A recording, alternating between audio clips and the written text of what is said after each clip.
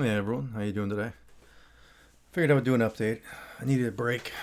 I'm like I said, I was going through the Old Testament, reading that again, and it's just so depressing. I just needed to take a break. I think I'm in Kings, First Kings now. So yeah, it's just more of the same essentially. You go around and it's God told me to do this, and God told me this is my land, so it's okay if I go and kill you and take all your stuff and kill the women and the men and the children and just ransack things, basically. And it's more of the same. Like, I just keep going on to book after book after book, hoping it turns a corner. Because, like I said, I've read it, a couple times before, but obviously I'm reading it with a new set of eyes now. So I'm going back through it, even though I definitely want to focus on the New Testament, right? A little more relevant to the current Testament that we're in. But, you have to take it in its entirety. So you have to go back and read the old books too. So, I'm going through the Old Testament and it's awful. I'm reading it and it's just so depressing. I have no idea how Jewish people can only use the Old Testament and the Torah. Like, I don't understand. You're never going to get, aside from like your children, I don't know how you ever get, new people to come to the faith, right? It just doesn't make any sense. It's so violent. And I'm only through First Kings right now, so I've still got a little ways to go to get through the Old Testament, but reading has picked up some. But it's just awful. It's, God told me to do this, or God told me this is my land, so I can go over there and kill everyone and take all their stuff and, take your virgin children as war brides. And, there's incest and murder and arson and just every horrible thing that humans can do is in the Old Testament. It's literally book after book. I keep reading it and I'm like getting more depressed and more depressed. I'm like, all right, cool. I'm going to get to this new book. This is going to get better. And it doesn't. It's just the same old sins over and over. And murdering of animals and setting them on an altar and false gods and idol worship and sexual immorality. It's in every book. It's horrible. It's the worst. And I can see why, Muslims ended up the way they did, at least with the fringe majority. I'm not talking about your everyday Muslim. There's I'm sure good tenets in there too in the Quran, but there's just a lot of horrible, right? If you wanted to be a horrible Christian and live like the Old Testament, you could you could definitely go out and do some damage and just hold up the Old Testament and be like, oh, it says right here, God told them that it's okay to go murder all these people and kill them and take their virgin daughters and do whatever you want and have incest and all this other nasty stuff and burn things down. Like, you could, right? You've got your radical Muslims out there, burning things down and killing people and saying, oh, Muhammad said it was okay. The Quran said it was okay. I'm telling you right now, if you had some radical Christians, well, maybe not Christians, but I don't know, radical people that only believed in the Old Testament, let's just put it that way. You could have radicals like that going out and doing all sorts of atrocities and then saying, oh, well, the Old Testament says this. Look at this right here. It says that God told them to do this, and God told them that I should go kill these people. All right? Right? Trust me, it's odd for me to read the Old Testament because I have a very good relationship with God, very close relationship. So as I'm reading the Old Testament, and it's like, oh, well, the Lord told me to do this, and the Lord told me to do that, and, He told me to kill you, and told me to take your stuff, and told me to devote your entire town to destruction. That devote to destruction, you know how many times it's in the Bible? It's disgusting to even read it. And it's like the same thing. It's the same stories playing out over and over with different names and different kings or prophets or whatever you want to call them. But it's the same thing over and over. They keep falling into the same sins, right? It's greed and lust and sexual immorality and all of it. And then you end up with like hundreds of concubines and hundreds of wives and all this polygamy and stuff. It's insane. It's just it's like a bunch of books of atrocities all kind of put together. And thank God, thank God Christ came along, right? It's a funny way to put it, but yeah, I mean, think about that, right? If it was only the Old Testament, I don't. I mean, you definitely wouldn't have Christians, right? Because that's because of Christ.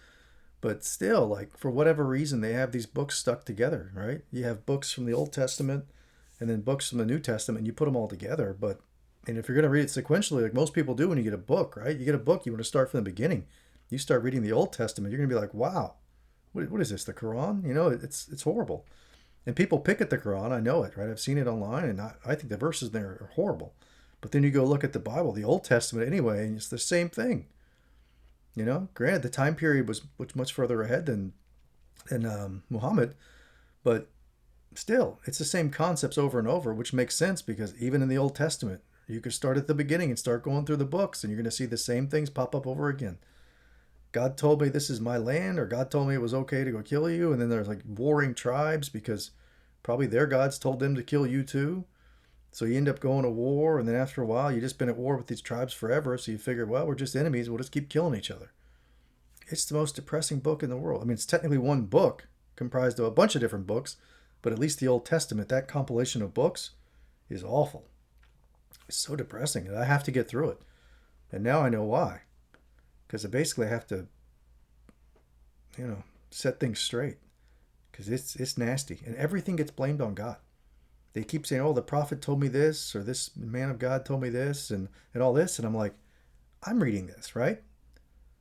I have a very close relationship with God. I know how God thinks, right? It's in the flesh, but we don't need to go there. So it's odd for me to read it, and then I see everything that you're saying that God told you to do, and I know how I think, right? And I know that God is nonviolent, doesn't want to harm us, but unfortunately we have free will, so we are allowed to harm ourselves in this place, right? Because of our choices and how those consequences play out, in our eternal journey and things like that. So you're allowed to hurt yourself here, but don't put it on God and say that, oh, well, God told me that, this is my land, so I'm okay to kill everyone that's already there and murder them and all this stuff. That's not the case. And they say it over and over, right? As I'm reading it, it's like, oh, God told me this, and God told me this, and the prophet told me this, and the God told me. Like, trust me, I know God very well.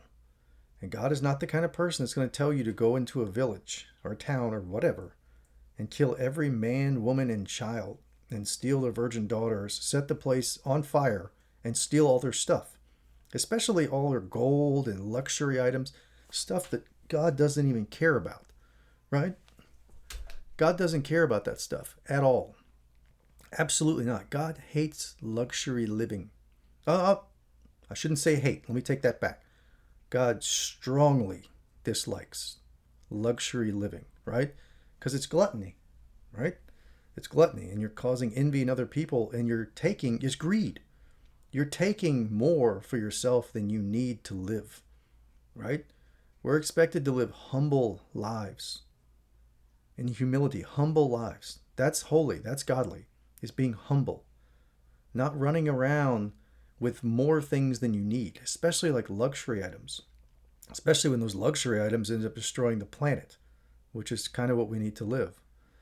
So there's a lot to it, but you're taking more than you need, right? You need shelter, you need a house. You don't need an 8,000 square foot house soaking up more resources than like 20 other families put together, So things like that need to be taken into account. It's excess, it's greed, right? And unfortunately, greedy people end up running your countries and your regions and your corporations and all that stuff, right? It all goes back to greed. It really is. It's pretty basic, right? There's a few things, but if you delve into those and you kind of stack those up against society, you'll see that we're nowhere close to getting those right. And those are just some of the basics, right? So that's why this place is so messed up. It is. It's absolutely messed up because we sin. And we're greedy, and we're gluttonous, and we're envious, and we have wrath, and some of us are slothful. It's really simple. It all comes from sin. And we're not doing well in that department at all. We're just not. So it's really difficult to go back and read this Old Testament to hear all these lies said about God, like, well, God told me to do this and God told me to do that. Trust me, I know God very well. Very, very well. And the things that are ascribed to God and like, oh, well, God told me to do this, that. No, that's not true. Because I know God. And that's not what God would tell you to do. Which means that you made that up, or you embellished a story, or whatever happened. I don't know. This is thousands of years ago. It's not even worth getting into. There's no way to prove it. You can dig up archaeological data all you want, and that's fine. You can prove people existed and things like that. That's great. But I'm just telling you that I know God very well, and I know what God would and would not say to direct God's children, creations, however you want to look at it. So when I read this Old Testament, and I keep seeing this over and over, the Lord told me this, the Lord told me that, God told me this, God told me that. Trust me, some of those things that God is supposedly telling you to do, God would not say. God would never direct you to do that, to go out and lay people to waste and to have 400 wives or all these multiple wives, even 4 wives. 4 wives is too many, and wives or husbands, right? So 4 wives is too many, 2 is too many, 200 is too many. It doesn't matter. You get one husband and wife. That's it.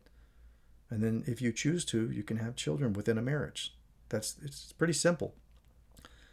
But this Old Testament, I mean, I do want to toss it away. Honestly, just like the Quran, like if you live like the Old Testament, you're going to be a horrific person. You're just going to be in prison the rest of your life, because people should not live like this. The way they're describing in these books, no one should live like this.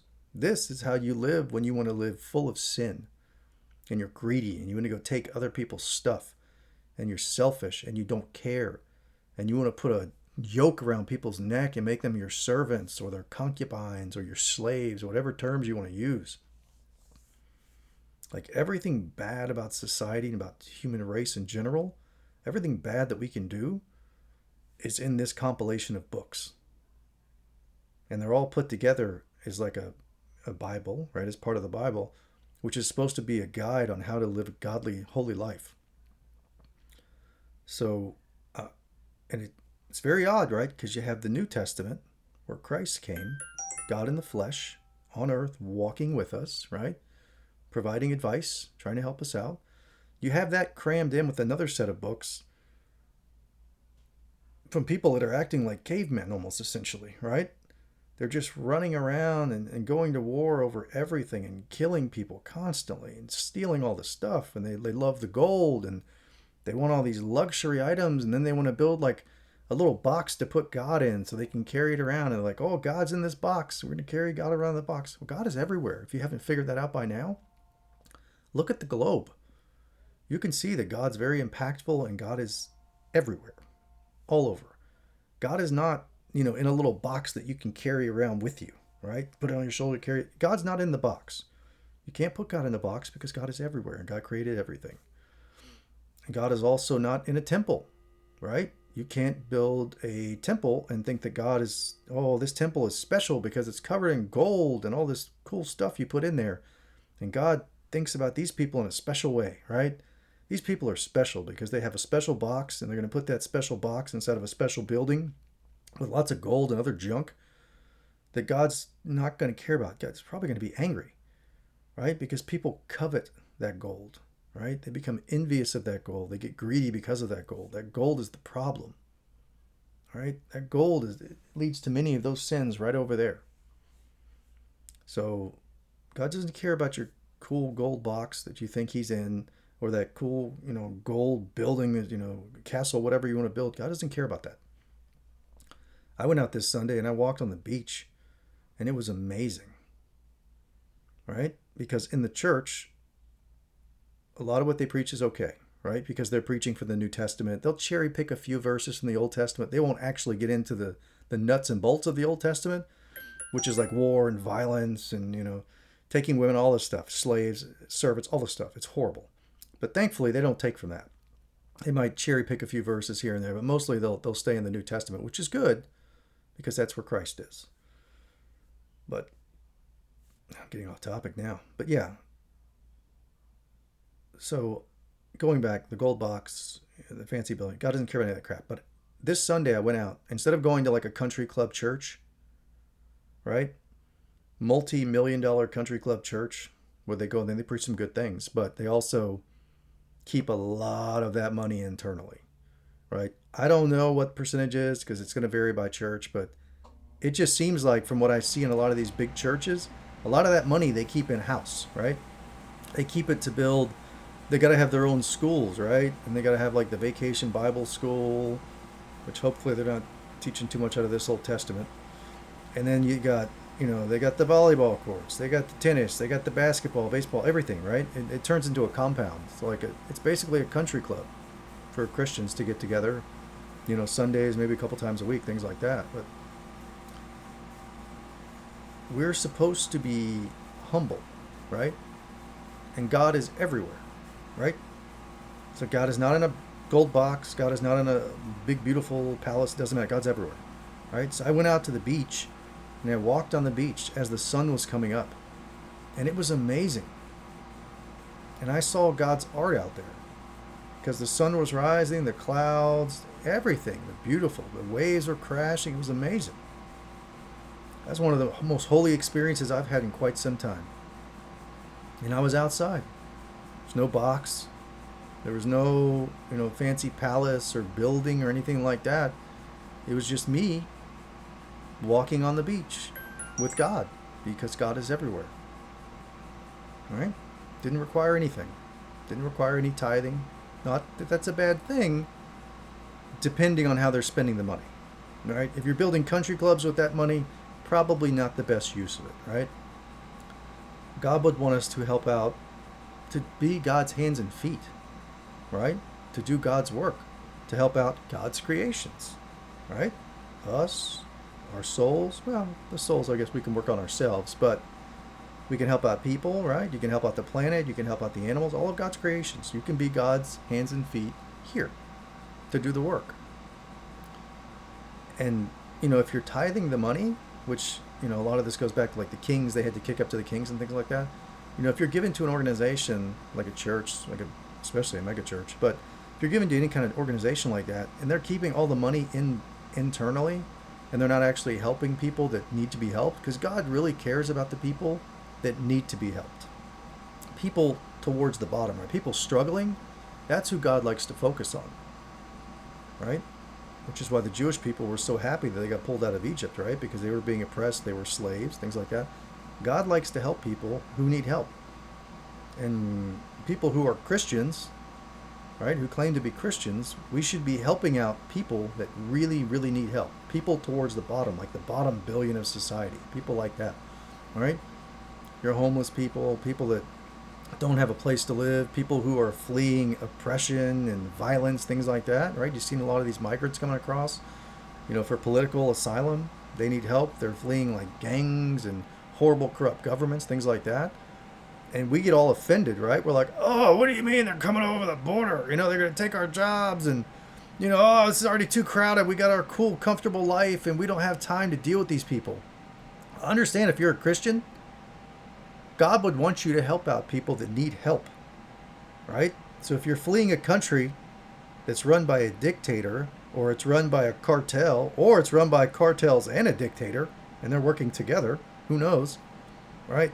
God would want you to help out the people at the bottom. You're supposed to reach back and help people up. That's how it works. Like if you're truly a Christian, you should be trying to help people and the animals and the planet, right? You can help your souls out by not sinning, right? You can take that little cheat sheet there, and we'll work on the rest of the list later. But yeah, and you'll understand just from watching the videos. But your souls, you can work on yourself, right? You can save yourself by following God's advice. That way, your eternal journey will be very, very pleasant. It won't be full of snares and pitfalls. But we should be helping. Christians should be helping people that need help. That's what God would want. Not building country clubs.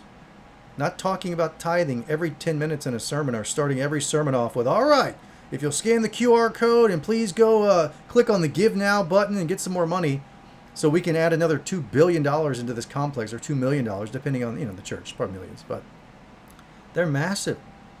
They're basically like gigantic studios, like rock concerts, which, hey, I love worship music. But, like I said, we're supposed to be humble.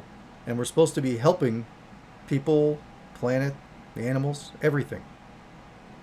Right? So if you're keeping all that money inside of your church, and you're hitting them up, right? You want the tithing, you want the money. You keep hitting them up every single sermon in the beginning. keep hitting them up. And you need all that money, and then you keep it all internally. How much of that money that you're getting, like what percentage of all the money that you're getting is going out to help homeless people, right? Or people with drug addictions, or people, I don't know, just getting out of prison, they need help transitioning, they can't find a job, things like that. Like people who are really down and out and really need support, like they're really struggling. Those are the people that Christians should be helping to show the love of Christ, right? Or the love of God, right? You don't need a person in the middle to make an idol. Just the God's love, right? You're being the hands and feet of God. So if you're doing what God wants, and God wants you to help out people that need help, then you should be helping out people that are less fortunate than you are. And if you have the means to help them, you should. You know, with your money, if you have it. If you don't, maybe you're sweat. Maybe you know how to do something. You go out there, get your hands involved, get to work. All right? Or maybe it's information you can share. You know, then you can share information. Whatever it is, like everyone's got something to share. Financially, you might not be doing that well, but you can still get out there with your hands and feet, and you can make work happen.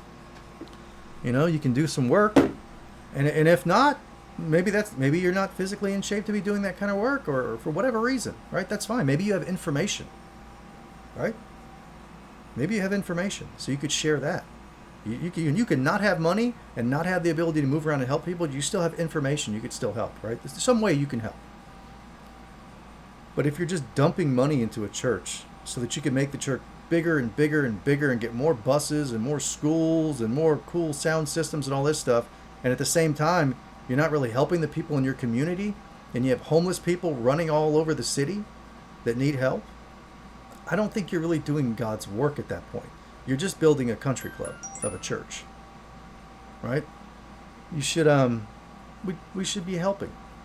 So just churches need to look at their finances and figure out percentage-wise, like percentage-wise of all the money you have coming in that people are donating, how much of that is actually going to help people that are truly in need, and not just building your church and making your church bigger and getting more parishioners so that you can get your income higher, because more parishioners, right, more churchgoers equals more tithing, right? Thankfully, I don't work in that industry, because I would hate to have to sit there and do the numbers and be like, oh, we need to calculate. We've got 500 seats. We had this much in donations, so there's probably some calculation, right? Like, oh, we got like $26.26, you know, per seat in the church. Those conversations have to go on, right? Because it's a business. I would hate to work in a church to have to deal with that nonsense. To sit there and run the numbers and figure out the bills and all. Ugh, no way. I like doing it this way. I don't have to ask anyone for money. I can give all the information in the world. I can get around the world pretty quickly. You know, as long as it's not blocked in some countries. I'm sure there's ways around that. And eventually that'll all be taken care of anyway. But, you know, I prefer to do it like this. And it's not to say that tithing is horrible. It just depends on how the money is being used. So just, those churches need to look at their finances and figure out how they're spending that money. What percentage of that money is going out to help people? Because I know, just in Jacksonville, I'll talk about my town, right? Jacksonville, we got quite a few homeless people downtown that I see on the regular. There's like three shops down there that I go to try to help them out. And, you know, you see the people kind of bounce from one to the other because they hand out food at different times, and some offer lodging for some and others. But, you know, there's people down there that need help. And I realize that some of those people, they call them like chronically homeless. Some people just don't want help for whatever reason. I don't know why. Probably because spiritually something's wrong inside. That's probably why. But I know they have drug addictions and alcohol addictions, right? And those are all sins, right? If you're a Christian, a true Christian, following the way, you're not going to be drinking alcohol. You're not going to be, doing drugs. You're going to live straight edge. No caffeine. No nothing. All right? You're going to live a humble life. Humble. Doesn't mean you have to be on the street with no house. It just means you have to be a humble person. You're not going to have tons of fancy jewelry on. You're not going to have like, you know, $10,000 watches on. You're not going to have a bunch of, you know, jewelry and diamonds and all this junk wearing. You're not going to live like that. You're going to live a humble life, even if you have money. And you're going to help people out a lot, because that's what you should be doing. If you're a true Christian, right? If you're following Christ, and Christ was God on earth, right? He was God in human form, not to be confused with the all-knowing, all-powerful God. That's different. It's part of the Trinity. But If you're truly following Christ, go look at his life. Go look at all the assets that Christ had. Stack them up. What did he have? Right? I don't have a ton of assets. Right? Who knows what's going to happen? It's very doubtful, because assets cause a lot of problems here, because people get greedy. Greed is everywhere, and it creates envy in other people. Right? But if you're a Christian, you should be helping people.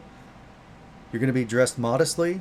You're not going to have your boobs hanging all over the place. Your ass is not going to be hanging out when you walk around. You're not going to have a whole lot of midriff. You're not going to be showing off a lot of skin. Like, everything's going to be covered up. You're going to be humble. You're not going to have a ton of jewelry on. You're not going to have, 6-inch nails on. You're not going to be drawing attention to yourself. Humble. It's humble living. That's what God expects of us. That's when you win.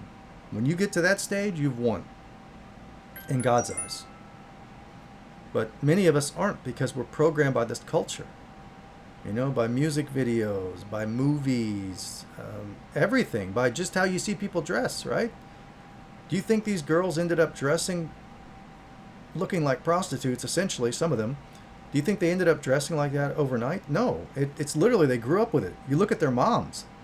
You'll see a mom walking down the street, and she's dressed kind of like a tramp, and then you look at her kid, and she's dressed like a tramp, and you're like, well, that makes sense, because the mother raised her, right? And it's been a few thousand years, to be fair. It's been a few thousand years. So, and there weren't a lot of cameras around in Jesus' time. So, I get it, right? There wasn't a lot of visual evidence. There's no audio recordings, things like that. So that makes sense. That's fair. But the information was given, and we didn't follow it, right? I messed up for like 43 years of my life. Not completely, I wasn't crazy or anything, but like definitely fell into many of all the same traps you do. Maybe not murder and some of the rapes, some other stuff, but yeah, the drugs, things like that, alcohol, yeah, idolatry, luxury, all that, all the normal stuff I fell into too. But there's really no excuse now, because you have the information, and you have the videos, you have the audio, you're being told, advised, right? It's free will. No one's going to grab you around the neck and make you do it, because then this system wouldn't work. There'd be no point. You have to choose it. You have to be given the information. You have to believe the information, and then you have to act on the information, and you have to live it. You have to live the life of a Christian, a true Christian, right? Not one of the common day Christians, but a true Christian. Not a Christian driving an $80,000 or $90,000 truck, pulling a $100,000 boat with a couple of $20,000, $30,000 engines strapped to the back, destroying the planet while they run around having a good time, doing entertainment in the ocean. So a true Christian, living like Christ, living a very humble life, helping people, helping the planet, helping the animals, which will in turn help your soul. So in your eternal journey, you'll be very happy. So it'll work out great for you, because keep in mind, you have a long way to go. You can't even fathom how long it is. If you sit down and try to think about it, it will blow your mind, trying to think about eternity. Like, try to imagine, like, when does eternity end? When does it end? It doesn't. It just keeps going. You never finish. So you want to get really good at living by God's commandments, directions, whatever you want to call them. You want to get there quickly, like immediately. That way you can have a wonderful time forever, because you never finish. But if you don't listen to God, and you don't follow directions, and you use your free will to make bad decisions, you're going to have bad consequences. That is a fact. The system is set up so that you have free will, we have free will, but we are allowed to do good things and bad things.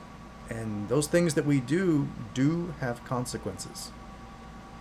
So you want to get this thing figured out really, really quickly, and live within God's directions, so that your eternity looks amazing. It's great. Or you can do whatever you want to do, and you can be selfish, and you can not listen, and you can go your own way, and you can just fall in trap after trap after trap. And you can harm yourself, and then that's going to have more implications down the road. And it's going to be unfortunate, but the information is being given to you. You can choose to believe it and you can choose to act on it. Or you can choose to do whatever you want. But just understand that you're on an eternal journey. So you want to get this right away to make sure that you have a fantastic eternity. Because it can also be very, very bad. If you're selfish and you harm people and you harm animals and the planet, and if you don't live within God's directions, and why wouldn't you, right? God created all of this. And I'm not just talking about this room, right? The planet, the universe, the planets, the animals, everything, our souls, all of it. God created everything. So if you were able to talk to God and say, hey, God, what would you like me to do? What's going to benefit me the most? Like, what's the game plan here? What's the blueprint? And then he gives it to you, he or she, it's God, it's not really male or female, but gives it to you, right? It's like, this is what you should do. Boom, boom, boom, boom, boom. Here's your list. Here's your little cheat sheet. Just go to town. Here we go. And you follow it, you'll be fine. You'll be amazing. You'll have a great eternity. Like, would you take that advice? Or would you get it and be like, you know what? I don't like this. I grew up here. I love luxury items. I love money. I really don't care about people. I want to do whatever I want to do. And I really don't care what God thinks. Just, whatever. Gave me free will. I'm just going to do whatever I want. Okay. Well, you could do that. But I'll guarantee you that you're going to walk into snares and traps and you're going to keep getting hurt over and over and over. Now, you may not see it immediately. You may think, oh, I've gotten away with it for 10, 15, 20 years. That's nothing. 20 years? Who cares about 20 years? It's nothing. Right? The journey is eternal. So God, in God's wisdom, will decide whenever those negative consequences come to play. And by the time it happens, you may have forgotten about the sin. Right? You may have completely forgotten about the sin by the time that those consequences hit, so that you never make the connection. Right? You never make a connection. It's not like you sin today. Some sins have immediate impact. That's true. Some take a little while, some take a long time. Right? So by the time that sin impacts you and something happens in your life and you're like, oh, geez, why does this happen? God isn't fair. You're probably just not connecting it, right? The sin with the consequence. And how could we, right? Because we're not God. We're not God. So we don't have God's understanding. Right? God knows exactly what we're going to do, but it's our choice. We have free will. Right? But you may not make the connections because we don't have the mental capacity to make those connections. So you might think, oh, this is just some random place. Things just happen here for no reason. It's not true. It's not random. Things happen here exactly the way they're supposed to because the system is built with free will in mind. And we can debate whether that's good for us or not, but it is what it is. We have free will. So you want to make good decisions. So definitely, when God talks to you, you should probably listen and follow those directions, because there's not demanding you do it just to have like little slaves, right? Little slaves running around, oh, do whatever I say or you get hurt. No, it's a blueprint saying, hey, I built this place. I built this system. I know what works here and what doesn't. So I'm giving you the cheat sheet. Like, here you go. You want an amazing time? Study this for the test, right? Live this. Here are the answers. Live this out, right? And if you do, then you'll be fine in the long term, in your eternal journey. I'm not saying that if you follow these, you're going to be super happy and amazing and awesome like next week or next month. It doesn't work like that. And chances are you've got a lot of sin that you've built up that you might need to burn off some anyway, right? You might need to work some of that off. Because trust me, I've got some sins to work off too, right? So, like I said, you don't want to stack up a lot of sin because those penalties get really, really nasty. So, with all that being said, I don't want this to run on too long.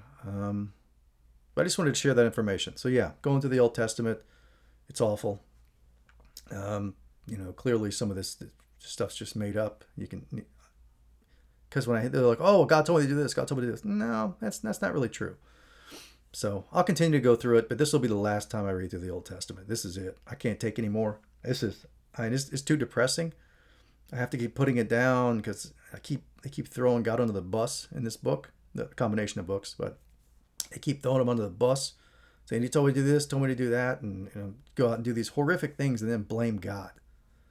because of your sin, because you're acting like a maniac, running around killing people and taking women and taking like hundreds of wives and concubines and all this stuff. Like, come on now. Stop blaming God for all your sin. I just wanted to provide my input, and it's been a couple days on the video, so I figured I'd get one back out. But for now, I guess that's it. So I'll keep trudging through it. I'll get through the Old Testament, finally get to Christ here, get to the New Testament soon, and then read through that. But this will be my last read through of the Old Testament. I can't take anymore. It's too rough. There's too many stories in there and too many lies about what God told him to do. So that's it. Have a great week. Just remember that God loves you, even if sometimes you don't think so. And sin has consequences. So, God's giving us the information, the advice. Please take the advice, put it into action, put it into your life, and you will be very, very happy in your eternity, because eternity is a long time. And if you don't think so, just try to sit there and think. Like, how long is eternity? Try to wrap your brain around that. Like, how long is forever? Just sit there and think. Just try it in your mind. Just try to figure out, like, how long is forever? It's amazing. It's a long time. That's why you should get things right now, quickly, so that you can start working off that sin, because I'm sure you've got a whole lot of sins stacked up behind you. Most people do. So take the cheat sheet, take the blueprint, put it to work, start burning off some of that old sin, and get into your best forever. But that's it. Have a great day.